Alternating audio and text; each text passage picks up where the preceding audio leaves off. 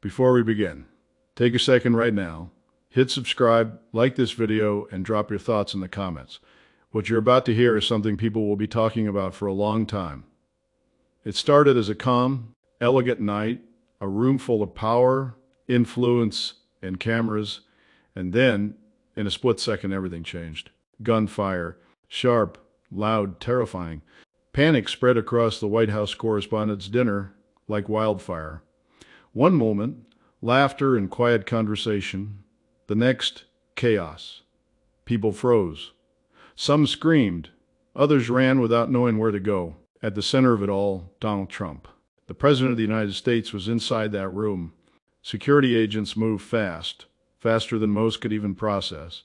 Within seconds, Trump was surrounded, shielded, and rushed out. No delay, no hesitation. This was serious, because this wasn't just noise. This wasn't confusion. This was gunfire at one of the most protected events in the country. And here's what makes it even more chilling. Early reports suggest this may not have been random. This may have been aimed, planned, targeted. For many watching this unfold, one thought hit immediately. Is this an assassination attempt? The fear was instant. The shock overwhelming, and the questions, they started pouring in before the sound of the shots even faded. How did this happen? Who got through security? And how close did they get? As the room emptied in chaos, one name quickly surfaced. Cole Tomas Allen. Authorities say this man somehow breached layers of security that are supposed to be nearly impossible to break. This is not just any event. This is a gathering of top officials, journalists, and some of the most protected people in America, yet somehow he got in, armed. That fact alone is shaking people across the country, because if someone can get that close in a place like that, what does it say about safety? What does it say about control? Witnesses say the moment the shots rang out, confusion took over. Some thought it was part of the event. Others immediately knew something was wrong. And then came the realization this was real. Security forces didn't wait. They moved with force and precision. Within moments, the suspect was taken down and arrested. No long chase, no drawn-out standoff, but the damage was already done. Not just physically, but emotionally.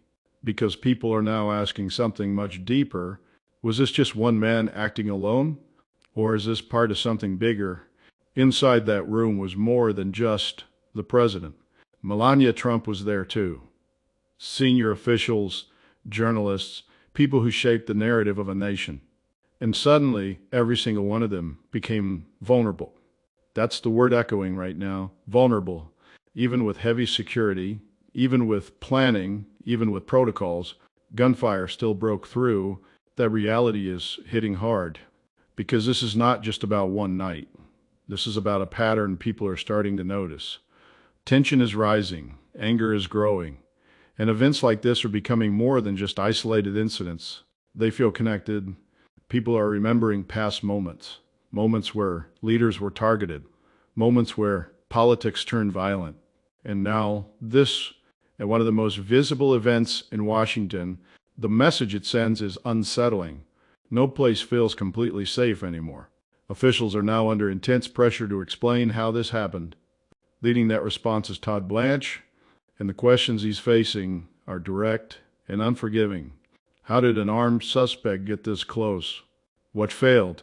And could this have been prevented? Because people are not just looking for answers, they're demanding accountability.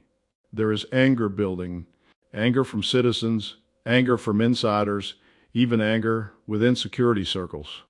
Because this is not a small mistake, this is a breakdown at the highest level. And when the safety of the president is involved, the stakes couldn't be higher. Every detail now matters.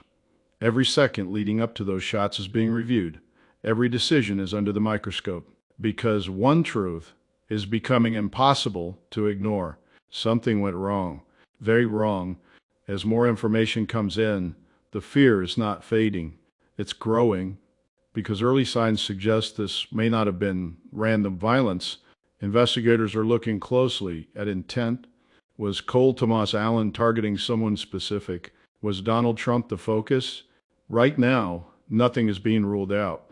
And that uncertainty is what's keeping people on edge, because when motives are unclear, the threat feels bigger, more unpredictable, more dangerous. Across the country, people are reacting. Some are shocked, others are furious, many are worried about what comes next, because this moment feels like a warning, a signal that something deeper is happening beneath the surface. And until clear answers come, one question will continue to hang over everything. How close did this come to becoming something far worse? Right now, behind closed doors, investigators are digging deep into every detail of Cole Tomas Allen's life.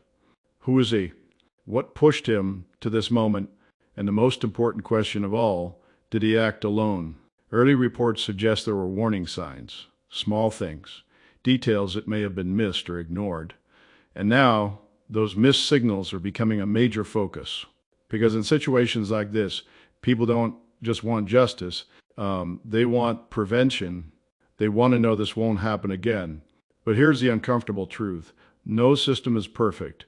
And when someone is determined, even the strongest barriers can be tested.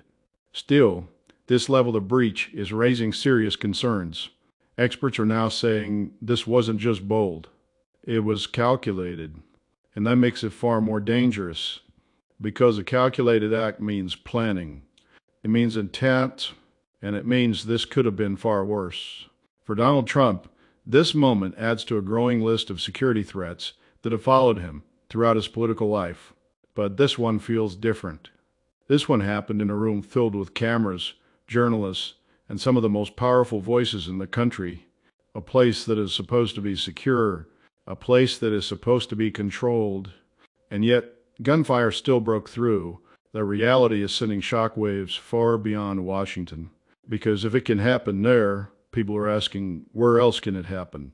There is now a visible shift in tone across political circles. More caution, more tension, more fear, because this was not just an attack on a person, it was an attack on a symbol, the presidency itself. As the investigation continues, officials are being forced to confront a bigger issue: extremism, rising anger, and a country that feels more divided than ever. Moments like this don't happen in isolation. They grow from something, and many are now pointing to the growing hostility in political discourse. The heated language, the constant tension, all of it building over time until something snaps. That's what makes this situation so serious, because stopping one person is one thing, but addressing the environment that creates these moments, that's much harder. And right now, that conversation is becoming unavoidable. Meanwhile, Todd Blanche is expected to deliver answers soon, but expectations are high and patience is low. People want clarity, they want transparency, and they want to feel safe again, because right now, trust is taking a hit. Not just in security systems, but in leadership. Every update is being watched closely. Every word is being analyzed, because this is not just another headline. This is a moment that could define how security is handled moving forward, and whether changes come fast enough to prevent the next incident. In the end, one thing is clear.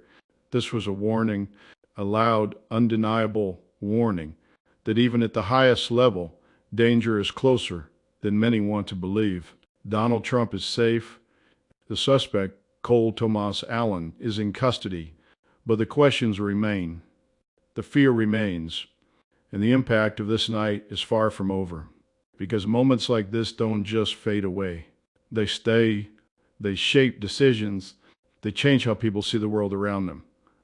And right now, across the country, one feeling is spreading faster than anything else: uncertainty. What happens next? That's the question everyone is now waiting to have answered.